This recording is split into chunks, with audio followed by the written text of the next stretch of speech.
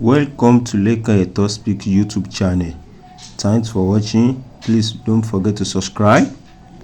Lovers all over the world. Tá bá ń sọ̀rọ̀ nípa wípé èèyàn jagun, ó jagun Àjàyí ó dẹ̀ ṣẹ́gun. Olóyè Sunday Igboho ní ká mọ̀ pé bẹ́ẹ̀. Látìgbà tí olóyè Sunday Igboho ti gba òmìnira, tí wọ́n ti mú orúkọ ẹ̀ kúrò ní orí wanted list, ni àwọn èèyàn, especially àwọn ọmọ Yorùbá, ni wọ́n ti ń gbé gẹ́gẹ́gẹ́, ni wọ́n ti ń ṣàbẹ̀wò sí ilé ẹ̀.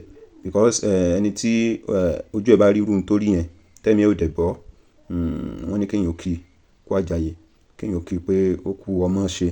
Because kò easy tójú ẹ̀ rí yẹn, ó jẹ́ nǹkan tó lágbára. Although ní gbogbo ìgbà tí ṣẹlẹ̀, àwọn kan náà wọ́n bẹ̀rẹ̀ sí ní ṣe yẹ̀yẹ́ pé ìgbéraga pọ̀, ẹnu pọ̀, gbogbo ẹ̀ pọ̀, àwọn èèyàn sá sọ̀rọ̀ lọ lóríṣiríṣi. Ṣùgbọ́n nsìn ó ti di wípé àwọn èèyàn wọ́n pọ́nlé. Ibẹ̀ ni a ti rí tí àwọn tí wọ́n jẹ́ association akéwì tí wọ́n ti ṣàbẹ̀wò sí ilé Sunday Igboho, tí wọ́n ti kí ní oríkì Igboho, tí wọ́n kí ní mẹ́sàn-án mẹ́wàá. Ẹ jẹ́ ká gbọ́ àwọn akéwì lọ́tún lọ́sì, sọ yẹn kí wá sí wàá farabalẹ̀ ṣe gan. Igboho ṣá ṣé ń dé lórí o, ẹjẹ́ ń wí kíní ọ̀hún bí mo ti fẹ́.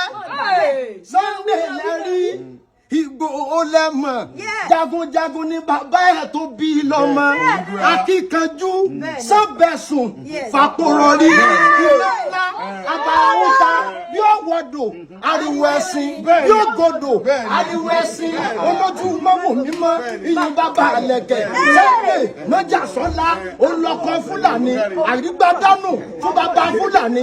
Ọjọ́ Sunday Igboho tọ́dájọ́ Fúlàní, tọ́dájọ́ fún Fúlàní lọ́jọ́ olódìdí ọjọ́ méje ẹ gbọ́dọ̀ dé, odidi ọjọ́ méje ẹ gbọ́dọ̀ sùn. Fúlàní gbọ́, ó wí fún ẹ láké, ó wí fún ẹ lájò, ó ní Sunday Igboho mọ́jà sọ́lá olóhùn ń bọ̀. Mo láyé tí ẹ mọ̀ ọmọ aládìkú, ọmọ gbàdìdì lóde, mo ní káwọn lọ́ọ̀rẹ́ wò ó, ìyá yẹn mọ̀ lọ́ọ̀rẹ́ wò ó. Bàbá yín dọ́jà ẹ bó nílùú bẹ́ẹ̀ lẹ̀ bó níjó, àfírí yín àfínàyín àwọn kọ̀kọ̀rọ̀ ìgbanilẹ́yìn owó máa ń lọ́pọ̀. bàbá tó bí ọlọ́mọ aládìkú nìyí, èrò àdínkù òkúta mẹ́ta ọ̀nà lára, ẹ̀ka kọ́ mi lẹ́sẹ̀ lánàá, ẹ̀ka kọ́ ó lè ti jẹ́rí kí ló wà lòdì àdínkù. Mo ní mo wá orí adé náà ni, orí adé ọmọ bàbá Ṣèyí ládé.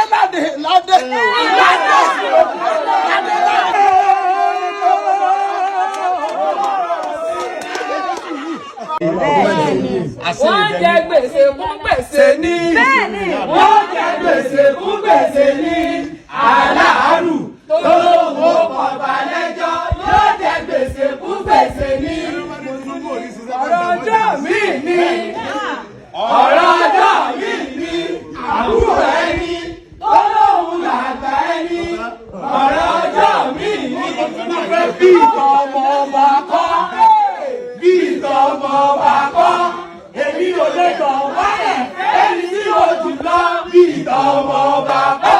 Àjẹkù ìyà ni ó jẹ, àjẹkù ìyà ni ó jẹ, ẹni tí ò tó ní iná tó dènà lébi, àjẹkù ìyà ni ó jẹ.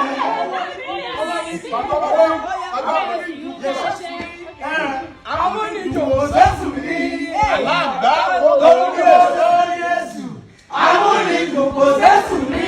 Ó tún ní tòun tẹ̀sù lẹ́lẹ́jọ́, tòun tẹ̀sù lẹ́lẹ́jọ́, aláǹgbá lórí èṣù, tòun tẹ̀sù lẹ́lẹ́jọ́.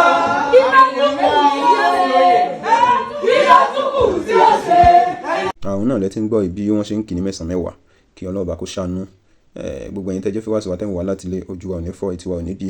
Àgbàládùra wípé gbogbo wa la máa jagun Àjàyí, because bí ajá tó relé ẹkùn tó bọ̀ ni kéèyàn kí kú oríire. So gẹ́gẹ́ bí ẹ ti mọ̀ pé lórí ìkànnì wa a máa ń mú ọ̀rọ̀ tó bá jẹ́ entertainment, news, everything náà wá. So ẹ bá wa subscribe, ẹ like, ẹ comment, ẹ share. So we love you all. Thanks for watching.